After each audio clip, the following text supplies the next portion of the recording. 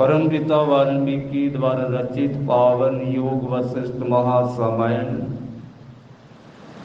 में आगे सृष्टिकर्ता वाल्मीकि दयावान जी भरद्वाज को कहते हैं कि भरद्वाज योग द्वारा सिद्धि कैसे प्राप्त होती है।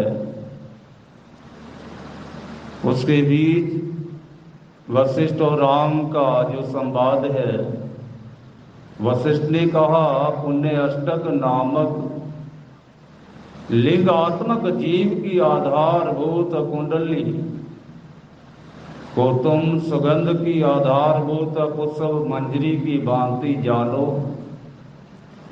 पूर्व के अभ्यास से जड़ प्राणों कुंडली को भर करके यानी और मार्ग नाड़ी में प्राण वायु को रोककर सम रूप से स्थित होता है, तो मेरु पर्वत की समान स्थिरता अर्थात भैरवी सिद्धि तथा काया की गुरुता गर्मा नामक सिद्धि से प्राप्त होती है। जिस समय पूरब के पूर्ण शरीर के भीतर मूलाधार से लेकर ब्रह्मरंध्र प्रयत्न लंबा करके प्राण वायु को ऊपर खींचकर प्राण वायु के निरोध से संपन्न गर्मी और तत्प्रयुक्त शारीरिक और मानसिक कष्ट सहन करने के लिए समेत कुंडली ऊपर की ओर पहुंचाई जाती है, उस समय प्राण वायु को ऊपर खींचने से दंड के सदृश लंबी होकर वह कुंडली देह में बंधी हुई लता के समान सब नाड़ियों को अपने साथ लेकर अधिक अभ्यास होने के कारण सर्पणी की भांति शीघ्र ऊपर चली जाती है। उस समय नाड़ियों में वायु भर जाने से पैर से लेकर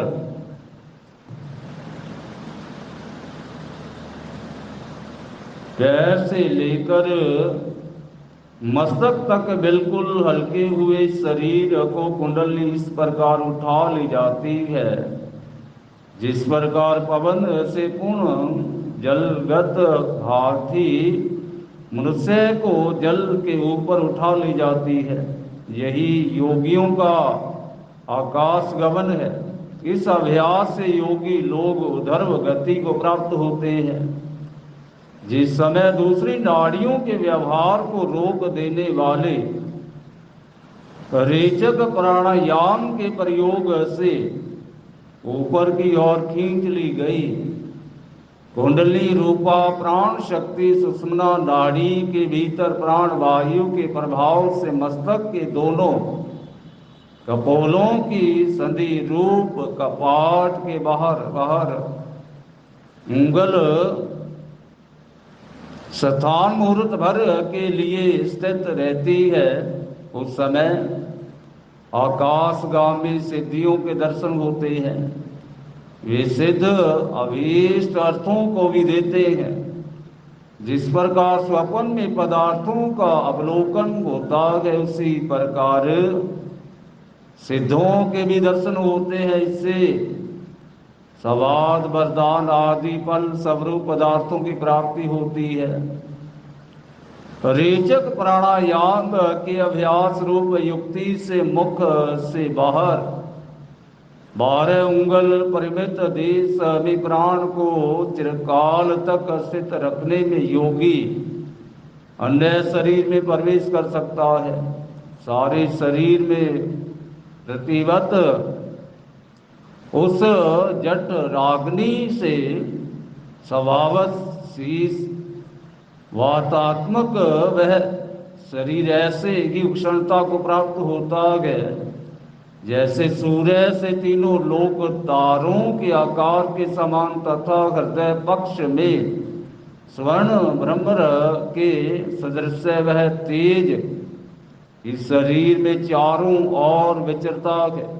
जो योगियों का चिंतन्य दशा को प्राप्त है अर्थात योगी लोग जिसकी उपासना करते हैं,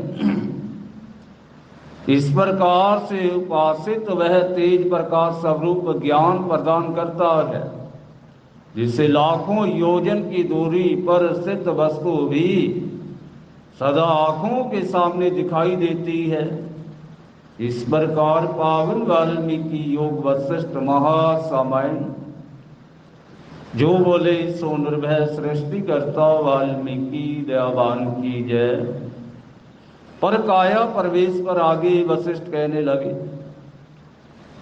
कि राम ऊपर योग द्वारा सिद्धि का वर्णन तुमने सुना, अब ज्ञान द्वारा प्राप्त सिद्धि का वर्णन सुनो। जिस तरह वायु पुष्पों में से गंध खींच कर उसका घ्राण इंद्रिय के साथ संबंध कर देता है, उसी तरह योगी रेचक की अभ्यास रूप योग से कुंडली रूप घर से बाहर निकल कर यूं ही दूसरे शरीर में जीव का संबंध कराता है, क्यों भी यह शरीर परिपक्व परित्यज्ञ हो जाता है। जीव रहित यह देह चेष्टाओं से रहित होकर काठ और मिट्टी के ढेले के सदृश पड़ा रहता है। वह अपनी रुचि के अनुसार देह जीव बुद्धि स्थावर और जगम सब में उनकी संपत्ति का भोग करने के लिए जीव को प्रविष्ट किया जाता है। यदि उसका पहला शरीर विद्यमान रहा तो वह उसमें पूर्ण प्रविष्ट हो जाता है, यदि वह ना रहा तो उसकी इच्छा अनुसार दूसरे शरीर में स्थित रहता है। परमात्मा तत्व को जानकर वह जो भी कुछ जैसा चाहता है वैसा ही उसे वह तत्काल प्राप्त कर लेता है। इस प्रकार पावन वाल्मीकि योग वशिष्ठ महासामायण जो बोले सो निर्भय सृष्टि करता वाल्मीकि दयावान की जय। चुड़ाला का कुंभ के रूप में सिख ध्वज को उपदेश। चुड़ाला की सिद्धि वशिष्ठ ने कहा कि राम इस प्रकार योग का अभ्यास करने वाली चुड़ाला अणिमा आदि अष्ट सिद्धियों के गुणों के ऐश्वर्य से संपन्न हो गई। वह कभी आकाश मार्ग से गमन करती, कभी समुद्र के भीतर द्वीपों में पहुंच जाती थी। वह सब इच्छा अनुसार भूतल पर विचरण करती थी, किंतु राजा सिख ध्वज को ज्ञान प्राप्त न हो सका। गुरु द्वारा उपदेश प्राप्त करने का कर्म केवल शास्त्र मर्यादा का पालन मात्र है। ज्ञान प्राप्ति का कारण तो शिष्य की विश्वास युक्त विशुद्ध प्रज्ञा की है, क्योंकि जानने योग्य ब्रह्म शास्त्रों के श्रवण से अथवा किसी पुण्य कर्म से नहीं जाना जाता, उसे तो आत्मा ही जानता है। ब्रह्म संपूर्ण इंद्रियों से अतीत है और शास्त्रोपदेश से इंद्रिय संबंधी वृत्तियां उत्पन्न होती हैं। इसलिए गुरु उपदेश से आत्म तत्व की प्राप्ति नहीं होती, अर्थात आत्म ज्ञान में उपदेश कारण नहीं है। फिर भी गुरु उपदेश के बिना आत्म तत्व की प्राप्ति भी नहीं हो सकती। सिख ध्वज का वैराग्य में आगे वशिष्ठ कहने लगे, राजा सिख ध्वज का मन दुख अग्नि से संतप्त हो उठा। वैराग्य के कारण उनका मन भोग सामग्री में तनिक अभी सुख का अनुभव नहीं करता था। वे खुले हाथों संपत्ति का दान करने लगे तथा तीर्थों वनों में भ्रमण करने लगे। एक दिन उन्होंने चुड़ाला से कहा कि मुझे वैराग्य हो गया है, मैं वन में जाना चाहता हूं। चुड़ाला उसकी पत्नी बोली, नाथ जिनके शरीर बुढ़ापे से जर्जरी हो गए हैं उन्हीं के लिए वन का आश्रय लेना उचित है, आप जैसे युवकों के लिए नहीं। राजन बिना समय के ही प्रजा पालन रूप कर्म का परित्याग कर देने वाले राजा के राज्य का विनाश हो जाता है, जिससे उसे महान पाप का भागी होना पड़ता है। सिख ध्वज ने कहा, प्रिय तुम मेरे अभीष्ट कार्य में विघ्न ना डालो, अब तुम मुझे यहां से दूर एकांत वन में गया हुआ ही समझो। वशिष्ठ कहते हैं, उस दिन आधी रात के समय जब सारे देश में सन्नाटा छाया हुआ था, सारी जनता गाढ़ निद्रा में लीन हो गई थी और चुड़ाला भी गाढ़ निद्रा निमग्न थी। राजा अपने पलंग से उठकर राजमहल से चल पड़े। वहां से चल के वे एक दुर्गम अरण्य में पहुंचे तथा वहां अपनी पर्णशाला बना ली। वे मंद्राचल की तलहटी में रहकर जप करते हुए खेद रहित दिन बिताने लगे। चुड़ाला का राजा से वन में मिलना। वशिष्ठ ने आगे कहा, इधर जब चुड़ाला की नींद खुली तो उसने देखा कि राजा अपने राज्य का परित्याग करके घर से वन को चले गए हैं। तो वह राज्य की देखभाल करने लगी। इस प्रकार 18 वर्ष बीत गए। फिर उसके मन में राजा के पास जाने का विचार उत्पन्न हुआ। वह आकाश मार्ग से उड़ती हुई मंद्राचल की उस कंदरा के पास जा पहुंची जहां उसके पति पर्णशाला में निवास करते थे। वहां अदृश्य रूप ऐसे स्थित रहकर राजा की उस अवस्था को देखा तो उसने मन में विचार किया कि मैं इनको सर्वोत्तम ज्ञान प्रदान करने के लिए अपने इस रूप का परित्याग करके किसी अन्य रूप से इनके समीप जाऊंगी। मैं तपस्वी का वेश धारण करके इन्हें क्षण भर में प्रवृत्त कर दूंगी। ऐसा विचार कर चुड़ाला ने ब्राह्मण कुमार का रूप धारण किया और अपने पति देव के सामने जाकर खड़ी हो गई। राजा ने उस ब्राह्मण कुमार को देवपुत्र समझकर नमस्कार किया तथा बैठने को पत्ते का आसन दिया तथा शास्त्र विधि के अनुसार अर्घ पाद पुष्प माला आदि समर्पित किए। इसके बाद उनका परिचय एवं वहां आने का कारण पूछा। तब ब्राह्मण कुमार चुड़ाला बोला, राजन, एक समय नारद मुनि मेरुगिरी की कंदरा में ध्यान अवस्थित थे। उस गुहा के समीप गंगा बह रही थी। उस गंगा में स्नान करने रंभा, तिलोत्तमा आदि अप्सराएं आई थी। उनको देखकर नारद मुनि का चित्त शब्द उठा और उनका वीर्य संकलित हो गया। नारद ने उस संकलित वीर्य को पास ही पड़े हुए एक कुंभ में स्थापित कर दिया तथा उसे दूध से परिपूर्ण कर दिया। कुछ ही दिनों में वह गर्भ वृद्धि को प्राप्त होकर एक सुंदर बालक को जन्म दिया।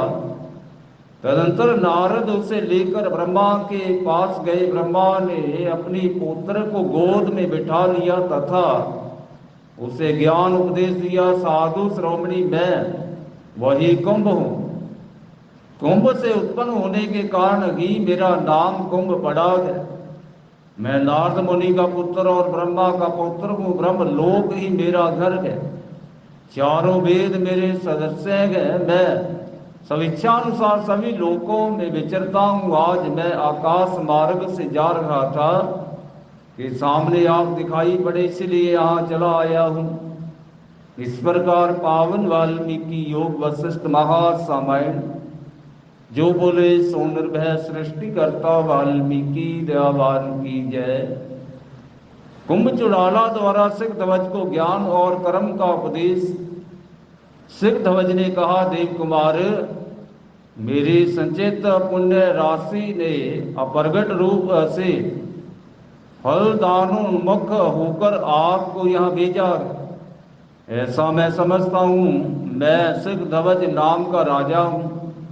मैं अपने राज्य का परित्याग करके यहाँ चला आया हूँ। मैं संसार से भयभीत हो गया हूँ। मुझे अभी तक वास्तविक शांति नहीं मिली है। यह सुनकर देवपुत्र के रूप में चुड़ाला बोली, साधु, पहले मैंने अपने पितामह ब्रह्मा से ऐसा प्रश्न किया था कि ज्ञान और कर्म इन दोनों में से जो एकमात्र श्रेष्ठ हो उसे मुझे बताने की कृपा कीजिए। तो ब्रह्मा ने कहा, बेटा ज्ञान और कर्म में ज्ञान ही परम श्रेष्ठ है, क्योंकि उससे भली भांति कैवल्य स्वरूप परमात्मा का साक्षात्कार अनुभव हो जाता है। किंतु जिन्हें ज्ञान दृष्टि की प्राप्ति नहीं हुई, उनके लिए कर्म ही सबसे बढ़कर है, क्योंकि जिनके पास रेशमी साल नहीं है, वह क्या साधारण कंबल को छोड़ देता है। अज्ञानी के सभी कर्म सफल हैं, अर्थात जन्म मरण रूप फल प्रदान करने वाले, क्योंकि कर्मों की सफलता में प्रयोजन वासनाएं उसमें बनी हुई है। परंतु जो ज्ञान संपन्न है, उसके लिए सभी कर्म निष्फल गए, अर्थात वे जन्म मरण रूप फल नहीं देते, क्योंकि उनकी सारी वासनाएं नष्ट हो चुकी हैं। वासना का क्षय हो जाने पर कर्म फल भी नष्ट हो जाता है। वत्स, ये वासना मूर्खता के कारण अज्ञानी में अहंकार आदि का रूप धारण करके असत्य रूप से प्रकट होती है, परंतु सब कुछ ब्रह्म की है, ऐसी भावना करने से जिसके अज्ञान का नाश हो गया है, उसके मन में वासना उत्पन्न की नहीं होती। अपने भीतर से वासना मात्र का पूर्णता परित्याग कर देने से जीव जरा मरण से रहित एवं पुण्य जन्म शून्य परम पद को प्राप्त हो जाता है। राजऋषि, जब ब्रह्मा आदि महापुरुष अभी ज्ञान को ही परम श्रेष्ठ बतलाते हैं, तब आप ज्ञान से रहित क्यों हैं? भोपाल इधर कमंडलू है, उधर दंड काष्ठ है, इधर उसकी चटाई के ऐसे अनर्थों से परिपूर्ण इस संसार में क्यों सुख मान रहे हैं? आप क्यों अज्ञानी बने बैठे हैं? इस कठोर तपस्या में आप अपना जीवन क्यों बिता रहे हैं? किसी महात्मा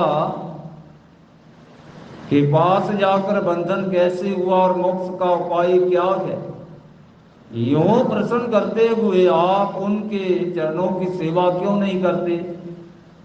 सिद्धध्वज ने कहा, देव कुमार, बहुत काल के पश्चात आज आपने मुझे प्रवृत्त कर दिया। आपके इस उपदेश से मेरा संपूर्ण पापों का विनाश हो गया। अब आप ही मेरे गुरु हैं, आप ही मेरे पिता हैं और आप ही मेरे मित्र हैं। मैं आपका शिष्य हूँ, मुझ पर कृपा कीजिए तथा उस पर ब्रह्म तत्व का मुझे शीघ्र ही उपदेश दीजिए। इस प्रकार पावन वाल्मीकि योग वशिष्ठ महारामायण जो बोले सो निर्भय सृष्टिकर्ता वाल्मीकि दयावान की जय। सो आज की पावन पवित्र वाणी हम सभी ने श्रवण की, जिसमें सिद्धध्वज और चुड़ाला नामक राजा और रानी की कथा के द्वारा